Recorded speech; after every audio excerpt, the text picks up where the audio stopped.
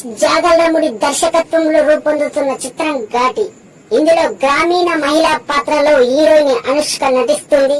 కొన్ని కుటుంబ కారణాల వల్ల, కొన్ని సంఘటనల వల్ల, కొన్ని అడ్డంకుల వల్ల, కొన్ని అవమానాల వల్ల, కొందరి బలవంతం వల్ల హీరోయిన్ గంజాయి వ్యాపారంలోకి అడుగు పెడుతుంది. అప్పుడు హీరోయిన్ జీవితంలో ఒక వింత సంఘటన వల్ల జీవితం ఊహించనంతగా విచిత్రంగా మారిపోతుంది. మొదటగా క్రిమినల్ లేడీగా పేరు తెచ్చుకొని అదే గ్రామంలో తర్వాత నాయకురాలుగా మారుతుంది.